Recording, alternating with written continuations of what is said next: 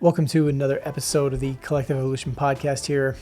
In this episode, we're going to talk about some of the ways in which we can better navigate the challenging times that we're in by focusing on our nervous system health, by focusing on embodiment and the habits, the ways in which that we navigate life, both essentially bringing more consciousness into the way that we live our lives on a day-to-day basis. It's easy to get caught up in doom scrolling and news and media and being very sympathetically charged or very dorsally charged in our nervous system, where it kind of just feels like the world is not a safe place and that so much of our lives is spent in distraction or in habitual behavior of just kind of moving through social media or consuming information, but not making a lot of time for quiet and regulation and coming back to a place where we feel good and connected and even spiritual within ourselves.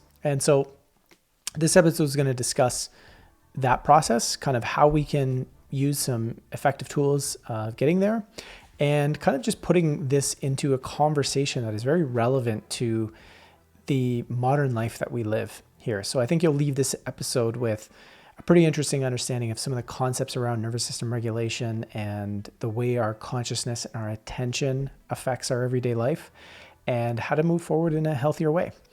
So I hope you enjoy this episode, and let's just dive into a couple of quick messages of how we support this podcast, and we'll dive right in.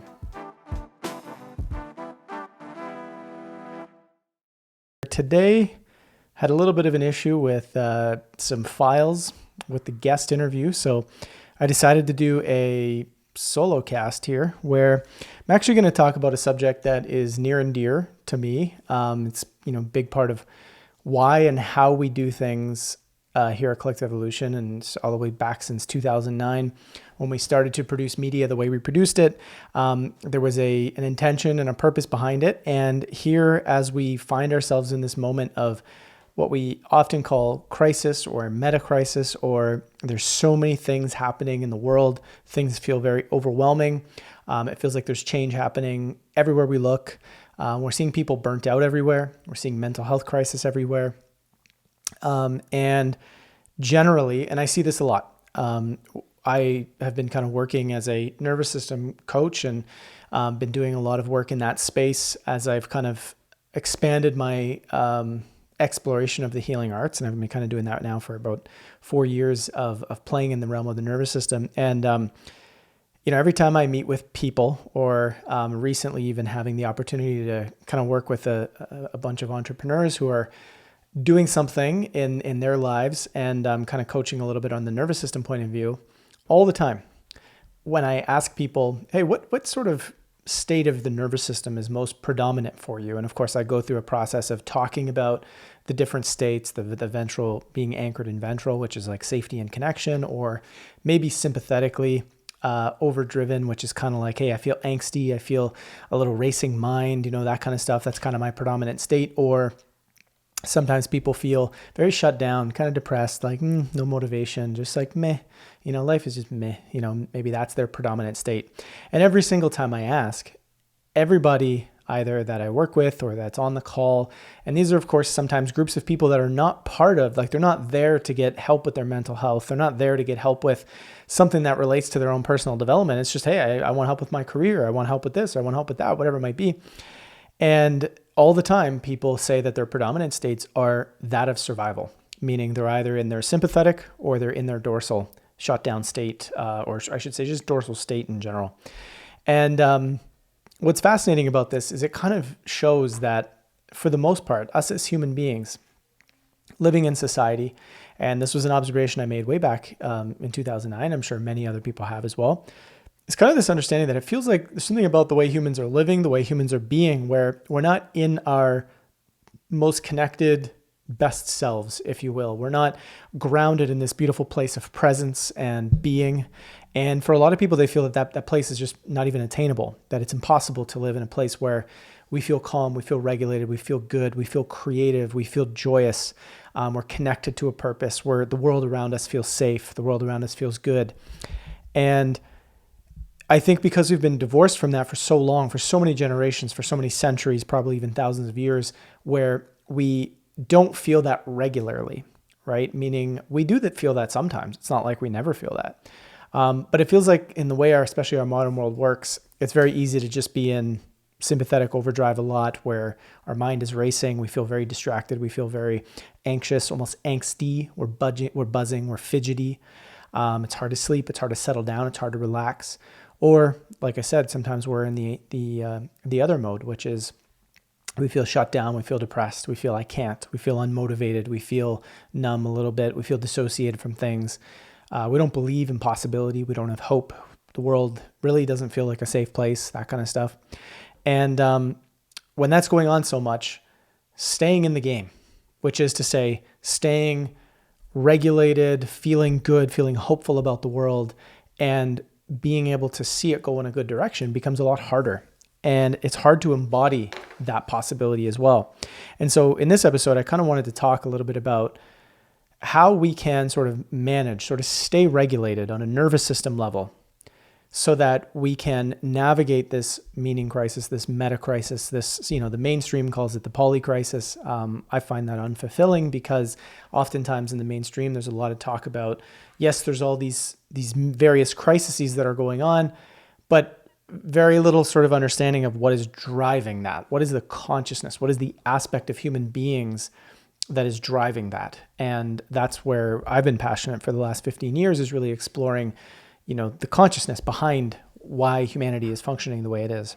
And so I kind of want to talk about ways to find peace and find regulation and find this feeling of goodness as we navigate this space, because it's totally possible to feel that way. Oftentimes there can be a crutch that we sort of latch onto for lack of education. We just don't know, right? So I'm not blaming anybody here, and I'm not suggesting that there's something wrong in feeling this way, but a lot of times we think, oh, well, if we look at the news, it's negative, therefore it's, it's bad. We should never look at it. Or there's too much going on in life, and so I have to feel like crap because that's just how life is. Or, there's no way for me to feel good because that's, and these are all stories that often emerge, like I said, out of we don't know, or we are in this place where we don't have the possibility because we're so used to feeling down and out, or we're so used to feeling fidgety, or we're so used to feeling depressed that it's hard to imagine any other way of being. And I see this with my one-on-one clients. I see this when I talk with groups of people about stuff. It's very, very common to see that. And that type of story, that type of belief about our lives and what is possible is oriented, it's connected to the state of our nervous system and what we believe about our world and what we believe about what's possible for our lives. So even in that statement, we're starting to see this connection between, imagine the collective nervous system, right? Imagine if the collective feels nothing else is possible and things are hopeless and there's no way forward. Think of the type of solutions that are available to a collective in the world when that's how we think and feel, versus the type of solutions and actions that would be available to a collective that believed, that knew, that embodied on a deep level, beyond activism, but just on a deep embodiment level where, yes, amazing things are possible, right? And it's not just a thought and a belief, but it's an actual state of being. And out of that state of being emerges new choices, new actions, new creations, that sort of stuff, right? This is where the whole idea that collective evolution is always put forth. This is why our motto is change starts within, because the state of ourselves as beings and what's in our consciousness, what's in our nervous system, is the foundation to which our world is built upon. So when we're looking out at seeing the world the way it is today, yes, it's easy to look at, the corruption and these people and those people and the elites and this and that, and they're causing a lot of these things. It's easy to say that, and there is truth to that. That is part of our story as a collective. But at the same time, there's a collective nervous system that is not functioning in a beautiful, thriving place. And therefore, our world resembles that. It's this competitive, this aggressive, this everybody's fighting for their own survival, competing with each other. Nothing is enough. Nobody's safe. We can't trust anybody, right? Everybody's a danger. Everybody's a threat. Everybody's this, everybody's that, right? We need to protect. We need to stop. We need to, more control, more authoritarianism. When you think about all those things, all those qualities, does it sound like it's coming from this regulated, good feeling place? Or does it sound like it's coming from the world is dangerous, the world is threatening, we need to stop, we need to control, we need to do this, we need to do that, right? That's what it's coming from, and that's where our world keeps going, is we're all living in this place where, when I say this, we're all living, I'm saying that for the most part, our general world is one where we've become very disconnected from this place within ourselves where we feel good and we feel regulated, we feel grounded, and thus our world is reflecting that in a lot of different ways. And then of course we build systems that reinforce that, right? And that's the kicker here, that we build economic systems and systems of health and systems of government and systems of surveillance and all these different things that just keep reinforcing it. So then it becomes what appears now like a truth. Yes, the world is dangerous. The world does have bad people. The world is like this because the world has produced that, and now it just becomes a feedback loop over and over again. And so the question is how do we get to that place of changing ourselves within as beings such that we can produce, as an emergent quality, we produce a better world? And so I kind of wanted to just talk about, that is the framework, that is the foundation of what I want to explore here. And when we're looking at this question of how do we stay more regulated as we navigate this crisis that's going on, or this difficult time, how do we stay more in our bodies? How do we stay more authentic to ourselves, connected to ourselves, connected to a higher state of consciousness, or a more grounded state of consciousness, a more peaceful place, a place where we can hope and believe? How do we do that? And I'm going to talk about this partly in the sense of news and paying attention to what's going on in the world to some extent, but also what's happening in our lives and our relationships and in our work and our career, and kind of just the reality that it's hard to avoid much of what's going on because we are dealing with difficult economic times, right? A lot of times there is challenges happening in the environment with the destruction environment. Doesn't mean you have to believe the CO2 narrative. I'm just saying there is destruction of our environment occurring. Things are becoming more difficult for a lot of people. So these are real things that we deal with on a daily basis, and they're part of everything. And a lot of us are kind of averting our attention from it all because it feels too overwhelming. It feels too heavy, and that's fair. So how do we find regulation? How do we find balance through this? So one of the first things is, especially this audience, and I know we've gone through this over the course of many, many years, where we talk about both transformation and news and media, and kind of, again, what are the drivers of what's driving our society? And not everybody in our audience over the 15 years and the millions and millions and millions of people that we've kind of interacted with has kind of gotten the essence of what we've been trying to do here. Some people do, some people don't, and that's okay. It's hard to kind of dig in and really understand in our world of so much content. You may not understand the total mission of a company. That's fair. But our whole approach has always been, we don't talk about current events to expose all the bad guys and like say, here's all the bad people that are going on, and we're these freedom fighter, truth seekers. That's never been our mission. That's never been our vibe. That's never been our voice. Although some people might think of it that way because it sort of pattern matches to some other people out there who do similar things. But we've always focused on a voice, on a way of approaching current event subjects and news, and really just kind of looking at what is happening in our world and how can we question ourselves as we look at our world, because that's where we're going to find answers to produce a different world, in a sense, to evolve that world.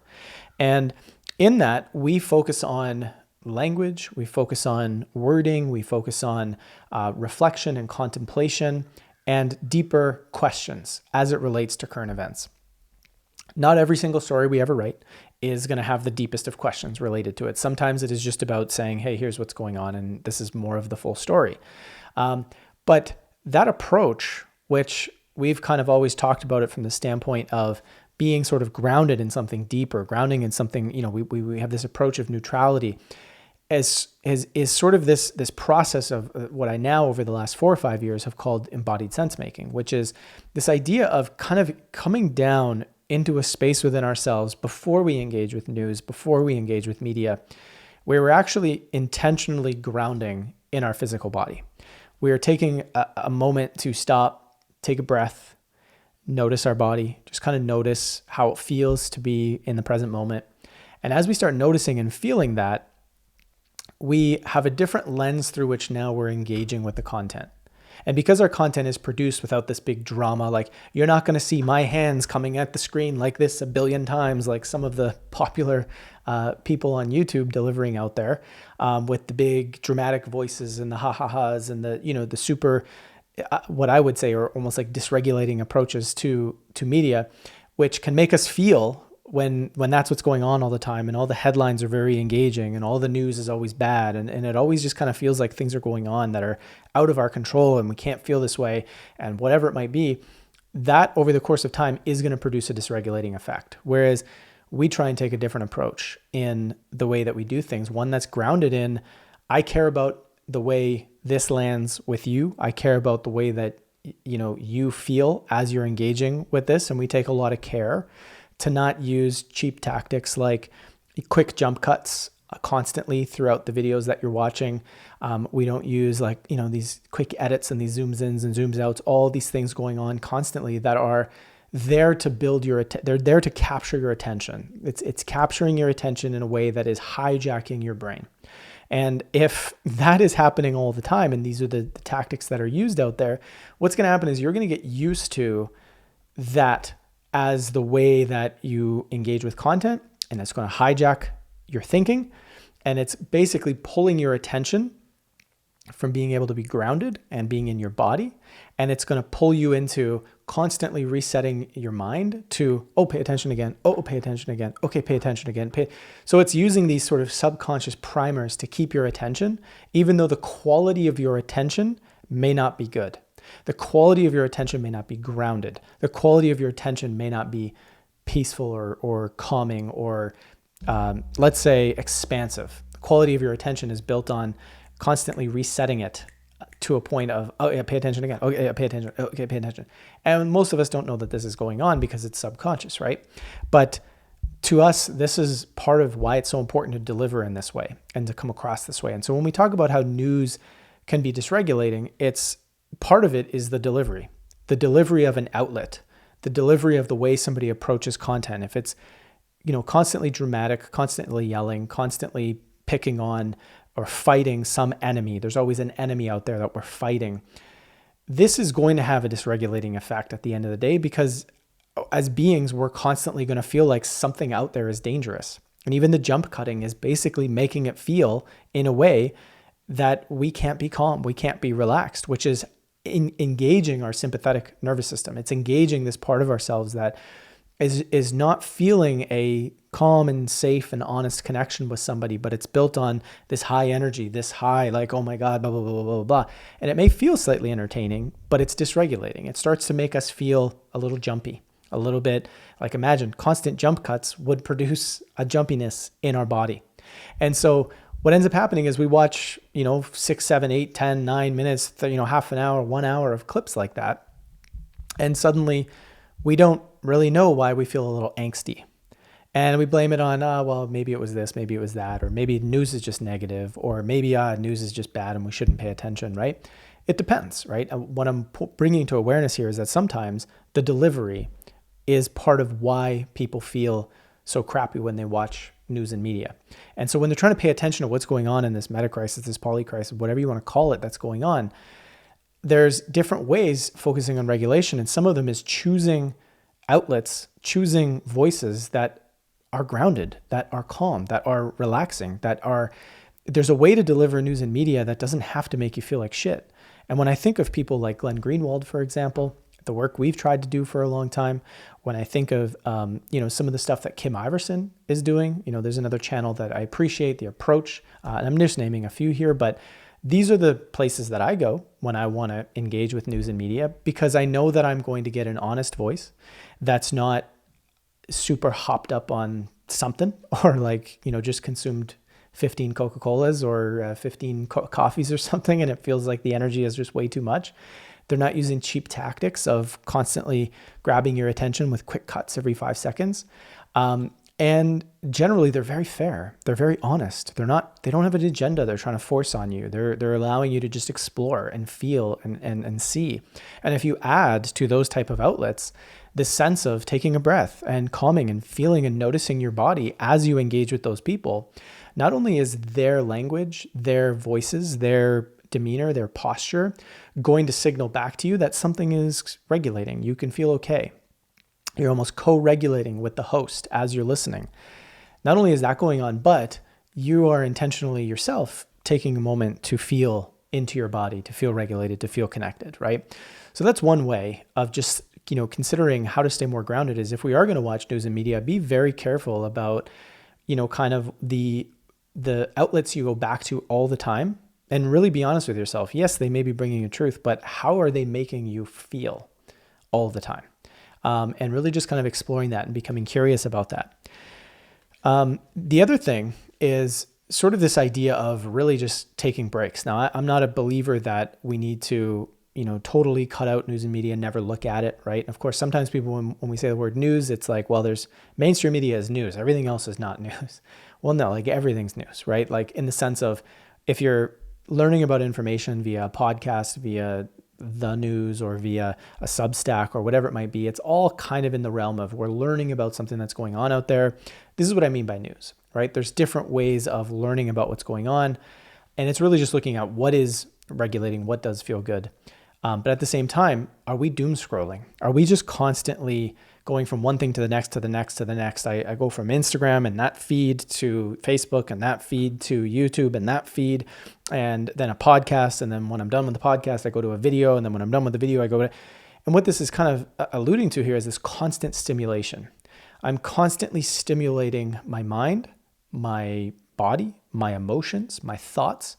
And this constant stimulation has become normal because a lot of times we get bored if we stop stimulating for just a moment. We get bored almost very, very quickly. And this is a challenge because we've become so used to just engaging constantly. And we start to become uncomfortable what it feels like to be silent.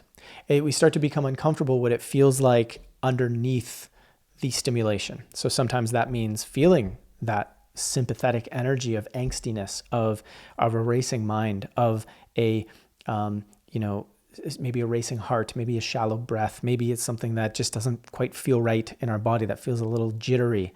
Maybe it's the depression, or a feeling of depression. Maybe it's a feeling of unmotivated, of shut down. Maybe it's a feeling of shame. Maybe it's a feeling of, I just don't have a lot of hope. I can't do things. I'm not sure. And so instead of feeling those feelings, we're constantly stimulating to try and avoid. And so we're living sort of cut off. So we're in our heads living cut off from the neck down. We don't really feel what's going on in the body. We don't really feel how we're feeling too much. We want to keep stimulating. So when we're done with all the news stuff, we come home and we watch Netflix. And then maybe during Netflix, we also have our phone open and we're flipping through our phone, right? I've seen this happen over and over again. And this overstimulation is only going to keep stimulating us further into dysregulation, making everything in the outside world feel a lot more overwhelming, a lot more difficult to deal with, a lot more, I have no control over this. It's just way too much, right? That's the feeling, overwhelm. So while the meaning crisis, while the polycrisis is overwhelming in a sense, we are making it feel way more overwhelming by the way we're consuming news, by the type of news we're consuming and the way we're consuming information, but also by the way we're using social media, the way we're, taking in information, or if we're stopping taking information, we immediately put on music, right? And the idea is, it's like, where's the space for silence? Where's the space to go within? Where's the space where we're listening? Where's the space where we're embodying? Where's the space where we're allowing our system to calm down, right? And we don't make a lot of space for that. And then what ends up happening is we get home, or we feel like we can't calm down at the end of the night unless we have beer or wine or, cannabis or whatever it might be to sort of bring our system down. And this is what develops that sort of dependency on those things, because it's kind of an intelligent response. The body knows, like, hey, I cannot calm down and I need to calm down. So if this is the only way to calm down, then I'm going to start creating this urge or this habit of using those things to calm down, right? Problem is those things aren't generally healthy to do every day, right? So the part of what creates this, again, this dysregulating effect, everything is too much in the polycrisis and the meaning crisis, is all of these factors in the way that we go about things. And we are, again, when I talked about the loop at the beginning of this, we're in this loop of the dysregulation of ourselves has created a dysregulated world, and then we're dealing with that with more dysregulation, with more feelings of overwhelm. And the ways in which that we're basically stuck in these loops of just one thing to the next, to the next, to the next, has to be interrupted by our consciousness. So as we come to know this, and as we come to think about these things, and as we come to feel these things, we start to say, okay, what can I do differently? And one of the ways to sort of think about this is, at the beginning of the episode, I was talking about, what do you notice most in terms of your nervous system? If you were to think about, do you find yourself sympathetically charged the most, where you feel anxious, you feel angsty, you feel like you have a racing mind, you feel like you have too much energy, you feel fidgety. At the end of the night, you're fidgeting, moving from, Netflix to the phone to this, that, constantly overstimulating? Or do you find yourself more, I can't do anything, I have no energy, I feel exhausted, feel shut down, kind of feel shameful, I kind of feel meh, life is meh, I don't want to do things, I don't feel like doing anything, What do one of those feelings stand out as what you experience more? And if so, there's different ways of approaching things based on those feelings, right? And so part of it is coming back to ourselves and understanding, what is it that I feel on a regular basis? And then what am I avoiding? Or why am I avoiding that? Why am I avoiding that feeling? What is it about that feels too much, or that doesn't feel good? And I'm going to put a couple of resources in the bottom of this for us to consider. One of them being a couple of ways. If you feel more in the meh, life is meh kind of feeling, depressed, shut down, that kind of feeling, if you feel like that's dominant for you, there's going to be a couple of resources there for that state.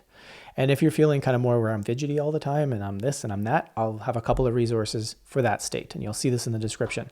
So you can kind of go and explore how to play with regulating yourself from that state, right? So this, again, what this is doing is it's bringing us out of the world, the polycrisis, the meaning crisis. All of this is too much. I can't handle it, or I'm not interested. I can't. To here's how I come back to regulation a little bit, so that not only I have some resilience and some capacity to live my life, to enjoy my relationships, to explore my passions, and to do things that are meaningful to me, but I also have the ability to participate within society in the sense of not, it's all too much and I just want to run away. Or it's all too much and there's too many enemies out there, I need to go fight them, right? Because that's kind of what's emerging a lot here, is everybody out there is dangerous and everybody's fighting with each other, hence polarization. Or the other predominant state, so that would come from sympathetic. The other predominant state is, it's all just too much. It's not important. I'm going to leave. I'm going to go away from everything. I'm going to live on a mountain alone by myself. I don't want to hear about anything. And that's more of the shutdown. It's all too much, right? And again, these are correct responses based on that state, but neither of those states are ventrally connected, where we feel good, we feel grounded, we feel in a sense of creativity, in a sense of connection, where there is safety, there is hope, there is ability to change, we're not trying to fight the world, we're trying to get back into flow with the world and allow the world to flow from a place of emergent solution versus a place of forcing solution and forcing our agenda on other people. And these people are wrong, we need to force them, right? That's the sympathetic fight-flight energy. Versus the other times where it's like, nah, nothing's possible. Nothing will ever change anyway. That's your shutdown energy, right? So there's different ways that we see the world and we see problems based on how we're feeling predominantly inside. And that's one of the key takeaways here. And so what can also happen is we can get stuck in the vortexes of, if we're watching the news, if we're listening, having a conversation, if we're, feeling overwhelmed with social media or whatever, and we start to notice, oh my God, the world is going to shit, right? Maybe that's a feeling that we have, or the world is too difficult, or these people are so lost, or all these people, and we start getting into those modes. What happens is we can also get into vortexes of endless loops of thoughts related to what's happening out there and then how we're feeling about it. So if we're sympathetically charged, we might look at all these things out there like, oh my God, I'm trying to fix things. All right, we need to fix things. We need to fix this now. We need to come up with a solution now. It needs to happen now. And yet these things are so big. These things are massive aspects of our world and we don't know how to fix them. And so here we are in sympathetic energy, we start tunneling our focus. And as we tunnel our focus, because that's the correct response of our sympathetic nervous system coming on, we're now tunneled onto this apparent danger that we're seeing out in the world, but it's too big for us to solve. So if we can't solve it, how does the body come down, right? It doesn't come down. It's too difficult. So this is where we have to watch as we start to understand the state of our nervous system and how it's perceiving the world. We have to be careful of the vortex now of the doom scrolling, of moving from one dramatic thing to another dramatic thing to another dramatic thing to another dramatic thing, because that is what the mind starts to do when it's sympathetically oriented. It goes from one, oh my God, this is happening, to, well, what else is happening? Because I'm in a bias for looking for more of that because it believes that it's in a sense of danger. So it just keeps looking at all this bad news over and over and over again. So when I hear people all the time that say, oh, the news is all negative, I go, well, yeah, you're probably sympathetically oriented and you're only seeing negative news. You don't see all the good things. And it's not the news's fault. Sometimes it is. But it's also just the way that we're now tunneling our perspective to only be oriented and focused on that, because that is the correct response from that state. So in this sense, you can also say, and this is why we've always tried to interrupt this with our work, we're trying to interrupt by saying, stop, take a breath, notice yourself, notice your body. We're trying to interrupt the mindlessness that we bring to watching news, watching media, where we're not paying attention to our body, how we feel, where it's very easy to become tunnel visioned. Or it's very easy to become hopeless, right? That's another thing we'll break down in a second. So through the approach that we're taking, we're trying to keep us more grounded, where we have more option of seeing, empathizing, being curious, right? We're trying to create a greater sense of opening through the way we approach things so that we can become a little bit more, okay, I feel, I can see, I can explore different options, I sense and feel different options, right? Versus tunnel vision, I'm making you terrified. I'm making you afraid. The world is falling down, right? Or the opposite side, right? Which is if we're very dorsally oriented, which is that shutdown, that depressed, that meh energy. And that's the way we're seeing news and media. And that's the way we're seeing the world. The vortex stories that can emerge from that are, we'll never be able to change anything anyway. The elite's too powerful. They'll always be able to do whatever the hell they want. Like the people, we have no power. It's one thing to recognize that, yes, our systems of democracy don't really consider the people. That is true. That is an emergent quality of a system that's built on dysregulation. It's not good for people. It's self-terminating.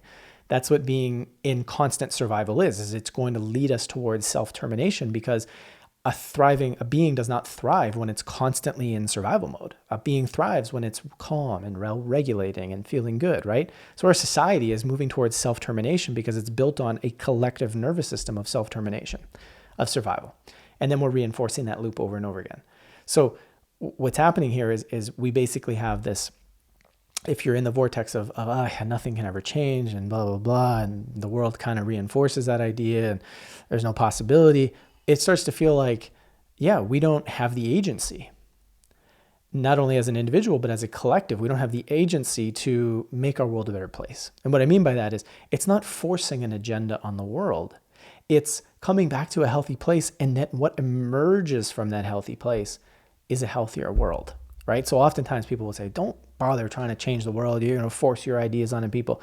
No, that's something I agree with, right? We don't need to force the right thing, quote unquote, onto the world. When we are healthy, when we are in a good place, when we are well regulated, which is something this change starts within, the emergent quality of that is better action. Now that's a long-term vision, but in the short term, it's how do we make little changes? How do we do things that might be a little bit better now? How do we help change things on a small scale now, because that's short term, while we're working on solving problems within ourselves as individuals. So this first step of how do we approach this polycrisis, this meaning crisis, this everything that's going on out there that feels overwhelming, the first step is building a more solid, capable, resilient individual, human being, right? Hence, change starts within. So in some of the stuff I talked about, as I'm kind of looking at the time and thinking, hey, let's wrap this up a little bit. I'll probably keep talking about this subject as we go. But what I've offered here is some ways that are practically oriented towards change starts within, which is how do we engage with what's going on in a healthier way? How do we start paying attention to our own state, our own nervous system, which is feeding the collective nervous system? How do we start paying attention to that and then stopping the cycles of constant overstimulation, of constant sympathetic overdrive, of constant dorsal shutdown, and orienting ourselves back to a healthy ventral connection?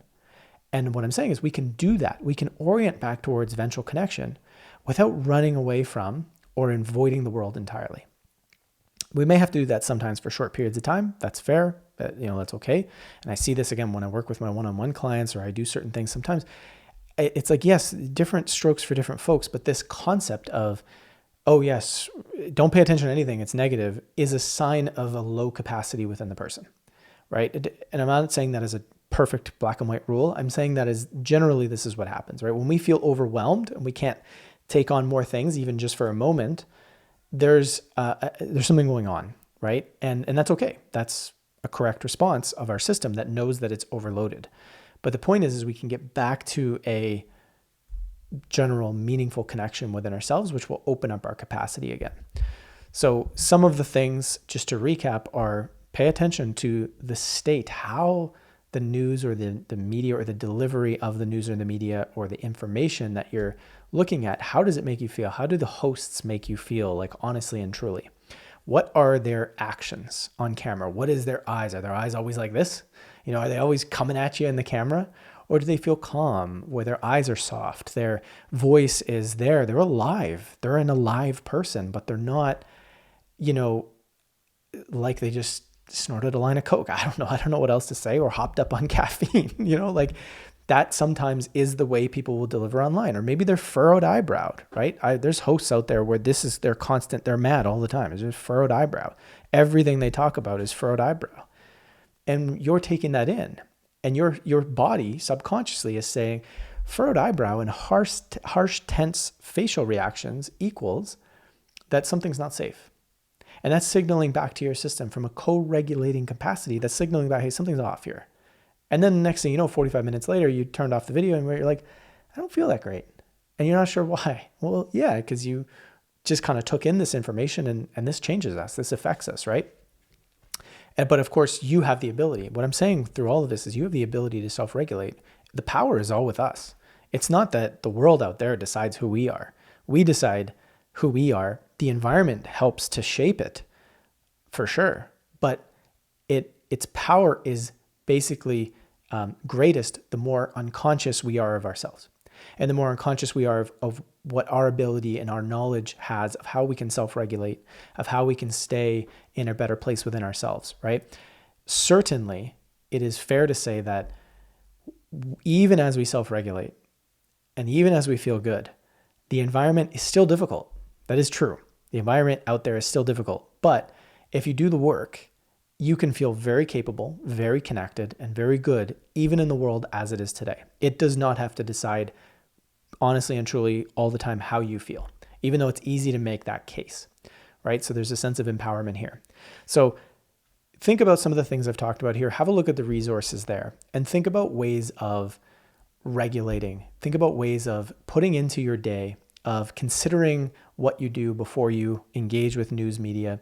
Consider the amount of stimulation that you're constantly maybe putting at you, from video to video to video to social media, constantly on the computer, not going out, engaging with nature, taking walks, right? If we can't take a walk in nature without having a podcast in our ears or without constantly looking at our phone, consider that as something to think about, right? Can we drive in the car for 15 minutes without the radio on? Or does the radio have to be on? When we get home, do we constantly have to put the TV on so that there's something going on in the background? Think about that and just reflect on what might be going on there, or what's the urge when we do certain things, right? And then see if that, and I would say that, based on my experience working with people on this, you're going to see that changing up these patterns and habits and bringing more awareness to your nervous system and how you feel is going to create a very empowering place within yourself where you're going to be able to engage totally differently with the world. And it's a slow process. You build up, but you're not going to feel like the world is as scary of a place. The more you regulate yourself back to a calmer, more ventrally oriented place. Again, you're not supposed to be in your ventral connected place of safety constantly, because sometimes we do have stress and you need to bring on some stress physiology, but we shouldn't be dominantly in either of those states, right? So just think about that. Check the description and some of the little exercises that are there to explore some of that. And let me know. Reach out to us at members@collective-evolution.com and let us know how any of these go, or whether this resonated with you. I'd love to know how you feel. And that's it. That's all. Thanks so much for listening. And yeah, the power's within us to approach our world in a healthier way.